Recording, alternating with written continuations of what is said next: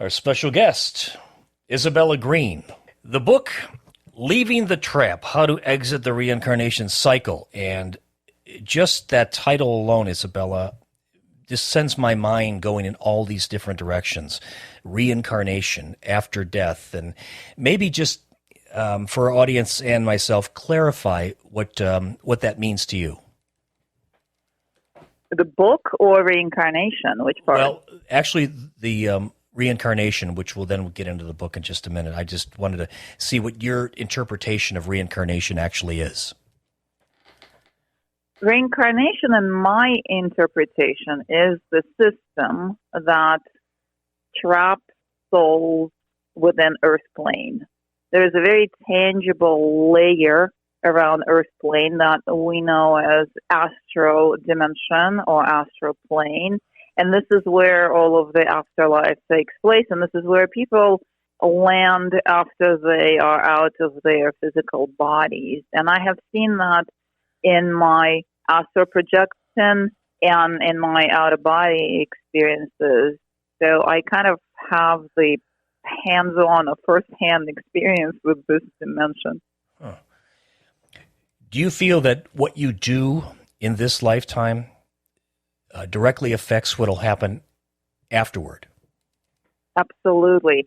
There is a whole chapter in my book with recommendations, and one of the recommendations, if a person decides that they had enough or they already fulfilled their duties or their journey on Earth is complete and they want to be free and sovereign and have choices for their own soul, one of the recommendations is to get over the guilt or live in a way that you have nothing that you can be guilted about once you face the handlers of the reincarnation cycle. There are very real beings there that greet you, and people who had near-death experiences always report interactions with some sort of beings, and I can get into the beings in detail, but one of the recommendations is definitely live in a way that you don't have any regrets that could be brought to you during what's called the judgment day, which really they're just checking what you did and the reasons to send you back and say, hey, you were a bad girl, bad boy, go back and do it better the next time. So being a good person in service to others is definitely something that I recommend. And sometimes, Isabella, it's hard for people. They do the right thing, but they feel like they didn't do the right thing. You know, in some cases, the way we live on Earth, doing the right thing is harder to do than actually not to do it. So, this really ties into the whole not good enough conditioning, because this conditioning has been amplified on Earth from the very beginning, from the very inception of the human race. We were trained that we were inferior to the gods, that whatever these beings were, they were considered the gods, or we were inferior to the spirits that can talk to us. And so we were never as good as this spirits. So this is the conditioning. And then with the whole industrialization and marketing, when that came about 200 years ago, so we deliberately conditioned to believe that we're not good enough. Oh, get this car, then you'll be good enough. Get this, house, have this specific paycheck, then you're good enough. So the not good enough conditioning is pressured onto us from all directions. And so even if we do the right thing, there is always this little voice like, but I'm still not good enough. And this is very much a part of the reincarnation trap, in my opinion. I want to structure the question here, but when you have an out-of-body experience, does this happen frequently, or when did it first happen to you, and what's it like? Well, there are different types of out-of-body experiences, and we can start with astral projection. Astral projection is when you deliberately take your astral body out of your physical form and directed into the astral plane. This is all you can do when you're astral projecting. I started doing this when I was about 17 years old, and I started doing this deliberately because I was just curious, what can I experience there? So I've been through all of the layers of the astral plane, and it's not exactly the place where I want to go anymore.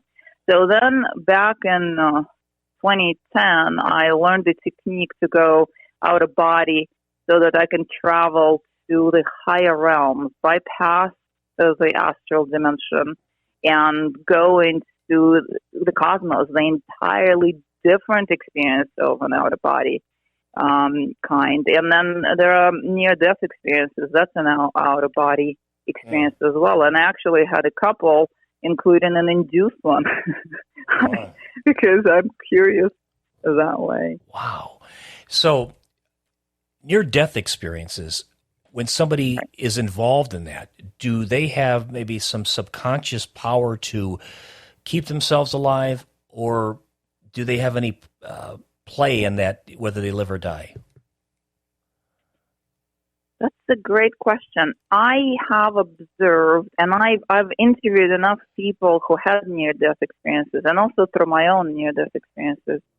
I know that there is a negotiation that takes place as soon as you're out of the body, because the body can be revived as soon as the soul is back in, or this part of the soul, the energy that animates your physical form. So once that energy is out of the body is in the hospital being resuscitated. They're working on that body.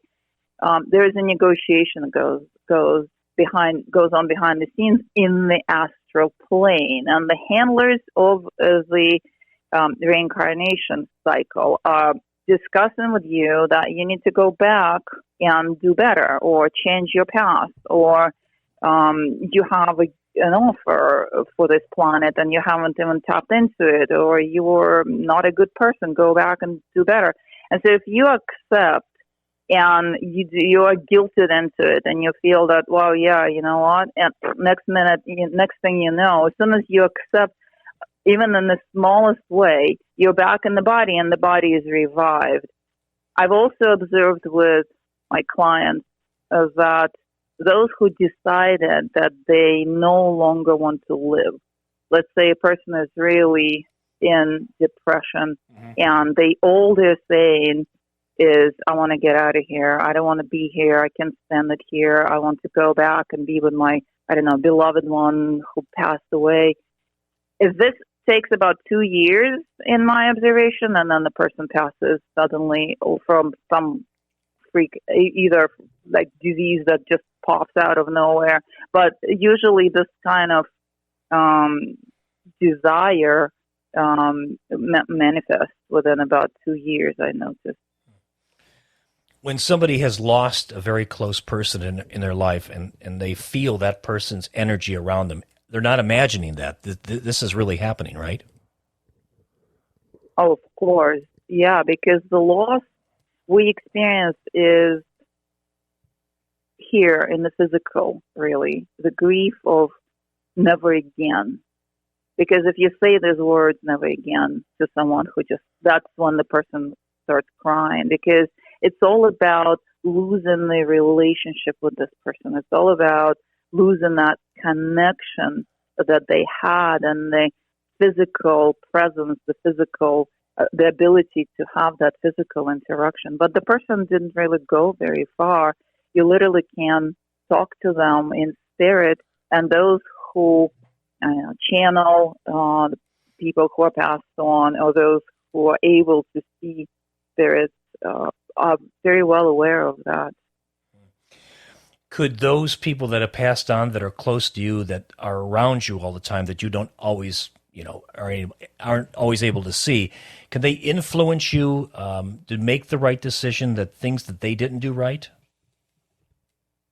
Well, usually they try to do that while you're still alive. Well, sometimes that doesn't happen.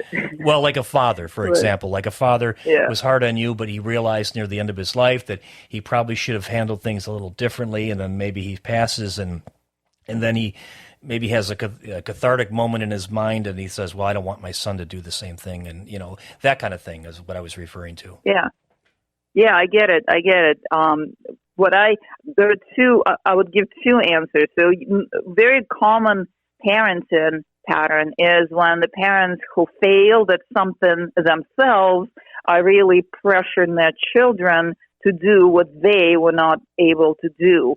If they didn't feel good about something within their own experience, then they will make sure, or they will pressure the child to do exactly that, so that it's kind of an ego satisfaction in a way, because the child is looked at as an extension of that person. But once they are passed on, literally once you come out of the body, all of this human stuff, all of that is dropped, and the soul goes into the state of peace and love. It's just pure love. Every time I worked with people whose deceased ones would show up in their sessions, it's the same thing. I loved you so much, and I love you still, and I would be there for you as a guide.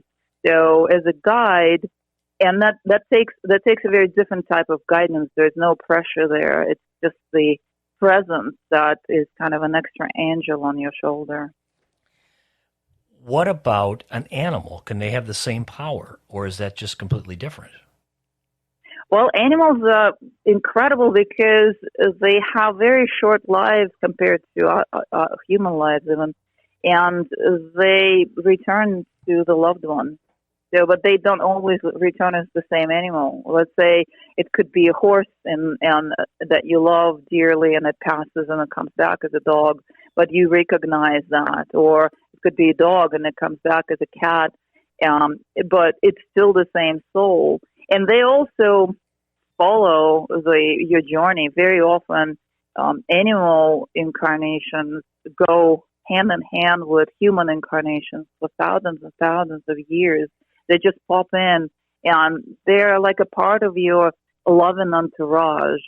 And there were also, if we take cosmic souls that come from different dimensions, let's say if we take the constellation of Lyra that has a lot of feline beings, and if the person themselves have the contact to, or the connection, soul connection to that constellation, then they very often come with an entourage, and that would be the cats, and they'll just sit there and kind of watch out for you. And those who have pets, and they know that these beings have a different set of skills than human beings. So as they show up to support and give their love and presence and assistance, yes, yeah, most definitely. And yeah, Isabella, they're almost like. I've said this before to myself. I go, they're not just animals. There's some quality to them that is above what we would think an animal can do, and there's a feeling, and they can almost read your mind without speaking the language that we speak, but they understand exactly what you're saying. And it's not almost. They most definitely can read your mind, and they most definitely respond to you. And very often they take upon themselves something that you should not be having. I worked with a number of people who developed cancer, and their dogs developed cancer as well, or served to absorb that, and the person recovers, but the dog passes away from cancer. So it's a very, very tight and close relationship, and it goes way beyond what human beings are aware of right now. I hope that we'll move in a direction where all life forms are considered equal or considered celestial beings, because that's what I see in these incarnations. Isabella Green, our special guest, a metaphysical specialist and spiritual healer, and these are topics that I'm fascinated by. And Isabella, you know about as much in this area as anybody. And it's so vast, and there's so many questions that I have, but I'm gonna kind of pigeonhole myself into this. That if you have a desire to learn more, and you feel it and you're kind of putting that out there in the universe. Will knowledge come to you that way? As things begin to appear to you that will make life itself a little bit better, that you can understand it more? Absolutely. Asking it is given. And once we start seeking, at the very beginning of the journey, people notice that, oh, synchronicities. Oh, I was just thinking about this. Oh, here's the answer. Oh, I just was questioning this in my mind. Here's the answer. Oh, the person, a complete stranger, would say something to them, and whoa, they're having an aha moment. So we're helped from all directions, but it really is the agreement of the soul. And then the whole next level of this experience is when you train yourself to go out of body at will, and you can pop into what is called a void or the state of samadhi, the fabric of everything, the fabric of reality, that primordial field, if you wish. All answers are there. All you have to do is go there with your question, and you return, you wake up in your physical form, or you return to your physical form with the answer already. And then not to mention that there is an entourage of your own soul experiences, your own soul extensions as a multidimensional being that you can always also tap into and get your answers. We're very, very well supported. Yeah, how about those individuals that have done bad things? I don't want to mention any, but really bad things in the eyes of humanity. And those people have a come to Jesus moment. They just realize that what they've done in their lives is so awful. Can that be rectified in the spiritual world where they maybe get a new lease on life and be able to right the wrongs, or is that something that isn't going to happen? They will probably get 26,000 cycles on life, or living on Earth, reincarnation cycles when they face the handlers. But the truth is, once you come out of the physical experience, the earth experience, the tangible experience, where we have the right and wrong, and we have the evil versus good and all that, the polarity is really strong here. But once we come out of this state of being, it's all just soul. And these are just experiences of the soul. And I heard other teachers or channelers suggesting that even the worst of the people that we know here were just serving a specific cause that propelled humanity to the next level. Unfortunately, human beings are very reluctant to do any spiritual work for their growth unless there is crisis. If you haven't noticed that yet. Right. Yeah. So mass crisis is usually something that propels the entire segment of population, maybe the entire population on Earth, to move to an entirely different state of being. That's true. That's people get scared and then they start to go in that direction for sure. What does it feel like from everything that you've studied and read about and felt and experienced when you finally die? I don't know any other way to put it, but what is that like? I would say that it's very similar to going out of body, but not astral projection, just going out of body completely. I do a very advanced spiritual practice. I've been doing this every night for the last 9 years. Where I wake up at around 3:30 in the morning and I go out of body and I go into the void nowadays. Before that, I used to just explore and experience the cosmos. But you just come out of the body and you no longer feel the body, but you feel the state of being that is undescribable, where everything is present at the same time, and at the same time nothing is present, everything and nothing, and the love. But it's not that level of human love that we know here. It's the whole next level, and those who are able to come out of the body when the body passed away and direct themselves into this state of being or into the void. They experience this. Those who go into the astral plane, which is the most common journey from the body into the afterlife. The afterlife takes place, in my experience, in the astral plane. And so there is a lower astral and the upper astral. The lower astral is even more uncomfortable than what we have here on Earth. Everything is figured out through conflict. There are astral wars there, and there are a lot of spirits that are on your case if you are trapped there. There are mazes there, and it's just not a happy place at all. And I believe that this is what people refer to as hell. But there's a next level, which is the upper astral, and that is very much this resembles heaven very much. There's like this rainbowy kind of light and the feeling of love that's closer to the earth love that we know. And then kind of the music of the spheres and people who astral projected into this realm to meet up with their deceased ones, with their passed on mom or dad, they describe this dimension that in detail. Specifically, Preston Dennett talked about that recently, about going to visit his mom, and described this dimension exactly the same way that I've seen it. So I think it depends on where the person goes. Yeah. But it's a relief, regardless of where you go.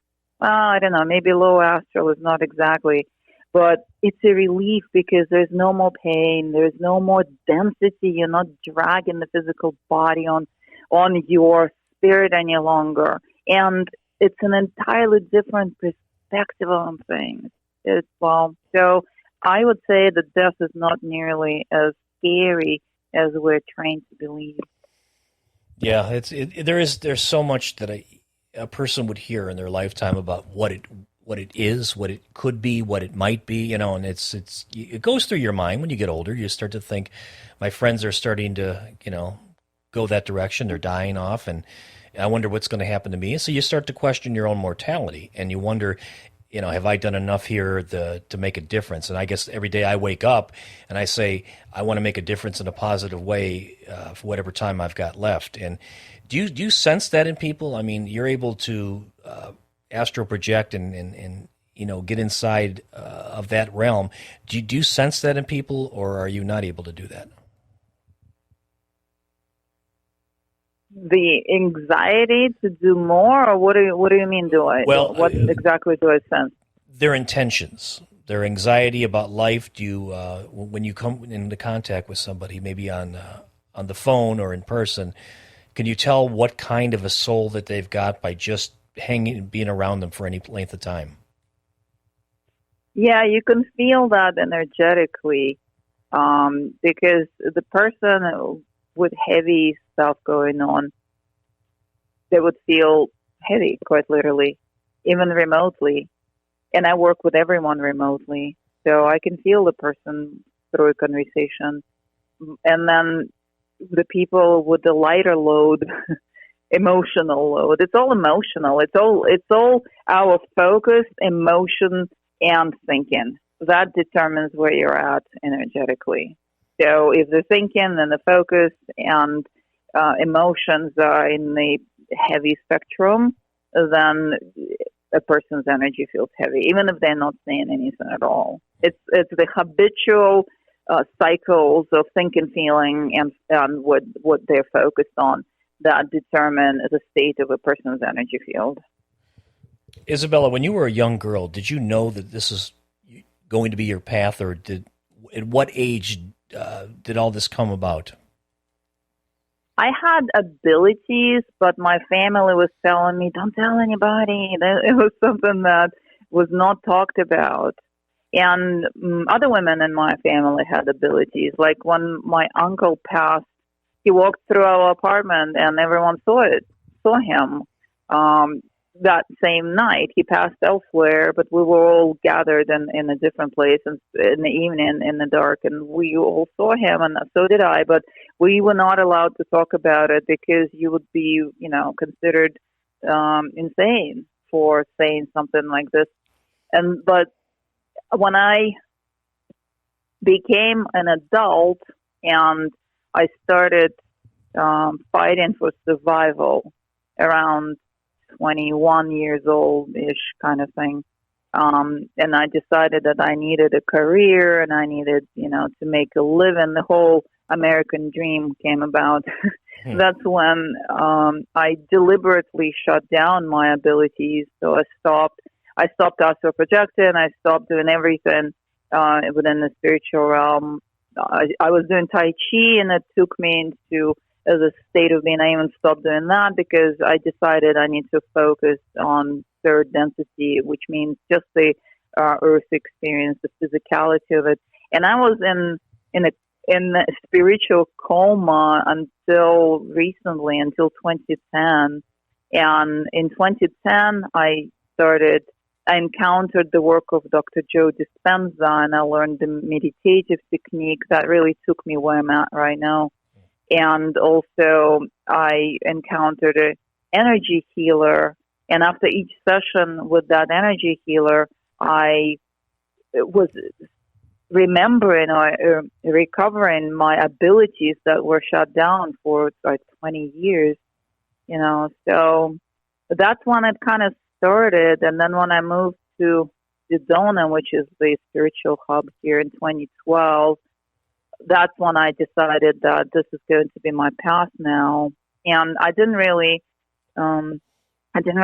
go through training of any sort. I mean, I did, but only just to have a resume, and because I was curious about how other people do it. But I did it already after I started developing my own healing method, and now my healing method or the way I work with people is quite unique. Yeah, the book, Leaving the Trap, How to Exit the Reincarnation Cycle. And have you got positive feedback from the book so far? Oh, my goodness. I'm getting emails from completely random people. For example, I got an email recently from a woman who, with the 40 years in Hollywood as a singer, I cannot mention her name, she's not my client, but she wrote to me and she said that this was the most distinct information on the subject, and that reading my book comforts her because she has looked and looked for answers. She's also at the age when she's looking, into this, what's going to happen on the other side. And she said that reading my book gives her the tools and also gives her comfort. So, and this is just one example, but I'm receiving really interesting feedback that I didn't expect. Like, for example, people say, "Oh, well, I put your book under my pillow and it changed my dreams." Or when I read a little bit of your book, I feel the energetic change within me. So the book has the energy within it that I did not expect or I did not intend for. It's way more interesting than I thought, that I knew in my third density brain. Well, that's great, because that's really what it's about, is helping, and you have a lot of knowledge and talent in this area, and you're able to get people some idea and some answers and some direction, and that's really what it's about. What are some of the things that you do for entertainment to get away from work? That's been a while. It's been a while since I started, or it's been a while since I stopped doing things for entertainment, because it just doesn't serve my soul any longer. But I do watch like Gaia TV, because it is, and also I follow teachers in this field that just ignite my soul and inspire my soul. But I used to be a big fan of live shows. I used to say, hey, if I don't go to a music show every week, then my life is not complete. But I haven't been to a live music show in years because predominantly the lyrics and the rhythm and everything is just kind of lower density. And I don't feel that it ignites my soul anymore. It kind of does the opposite, actually. Yeah. Well, I've been a DJ for many, many years, a talk show host and what have you. And you were, a big fan of music, like you just mentioned. But when you were into the music scene, did you have any particular favorite type of music that you like to listen to and go and watch? Oh, my goodness. I went through the entire journey because music was my passion since I was a teenager. And I started my career, my work, by touring musicians around Europe, and that was something that fueled my soul. I used to say that I can't live a moment without music. So music was the fixation. Then in my 20s, I discovered rockabilly, and at that time I was in Pittsburgh, PA, and I knew a band who played rockabilly, and they worked or opened frequently for Reverend Horton Heat, and I got to hang out with Reverend Horton Heat backstage at big shows because these were my friends, and I traveled with them. The rockabilly. And then it continued kind of progressing because then I was in New York City, and that's a dark place, and I kind of went into goth, but also dub and like the Ramones and stuff. The last show I saw in New York City before I moved to Sedona was Rammstein, and then also Manu Chao. So it was like the balance of the darker music and the lighter music. And then I kind of switched to electro swing and swing. And so now if I want to dance in my house, then I play kind of something swingy. So that's my journey. Drum and bass was a big thing, but now it's not even around anymore. Wow. Isabella, you certainly have experienced quite a bit in your life, and it's great that you're able to, to talk about it and share that with people. If there was any advice if you had to speak to a group of high school kids, would there be any specific thing that you would tell them to do or not do, or would you say keep an open mind, or what's some of the advice that you would give high school kids? I would suggest to learn how to generate inner peace. And for that, there are techniques that are very simple, and that's predominantly meditation. But you can generate inner peace through interactions with nature, and just get away from technology for a moment. 15 minutes a day, generate inner peace, because the inner peace is what influences our outer reality and also brings back what we experience. And the constant go, do, and that jittery mind is something that does not serve the human past. So if I were to suggest anything, is to learn how to generate inner peace, because inner peace leads to outer peace. And I believe that if we all did that every day, then this planet would be a much more peaceful place altogether.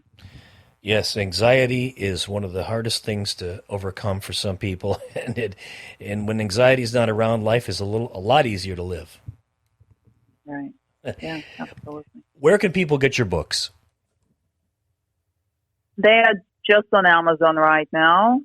Probably will be in local stores in Sedona, but yeah, Amazon.com is where they can get the book. And Isabella, last question for you. What has given you the most joy in your life? With all the things that you've written, is there any particular thing that you've done that has given you the absolute more joy than you can ever imagine? Yeah, and that was the trip to the desert in Egypt. This happened in 2006 and kind of ignited my journey. So at some point I was looking for God after living the hardcore life of working in financial services during the day and living like a rock and roller during the night. There was no break in my go kind of stuff. I just felt that I hit the wall, and I literally started looking for the maker, for God.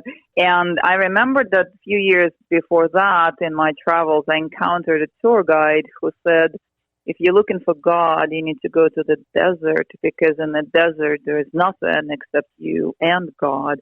And so I reached out to that person, and I flew into Israel. They picked me up. We drove across the border into Egypt, and him and a few Bedouins from Egyptian side, they took me into the desert and dropped me off there for a week with a sleeping bag and nothing else. Wow. And that was a life-changing experience. That was the first time when I experienced the connection to everything. That was the first time when everything made sense, and that was the experience that is literally indescribable. But I fell in love with the desert, and back then I also received a message there that I'm going to live in the desert at some point, but that I had to go back to New York City because my final wish was not yet received. And so I went back to New York, and all out of nowhere, I received an offer to travel the world to get paid for it, for a job. And so I did that, and when I said I cannot travel anymore, they laid me off with a pay for a year. And during that year, I decided to move to Sedona, and now I live in the desert, quite literally. So the experience of being in the desert by myself was something absolutely unforgettable, and something that directed me on my path. I'm pretty sure about that.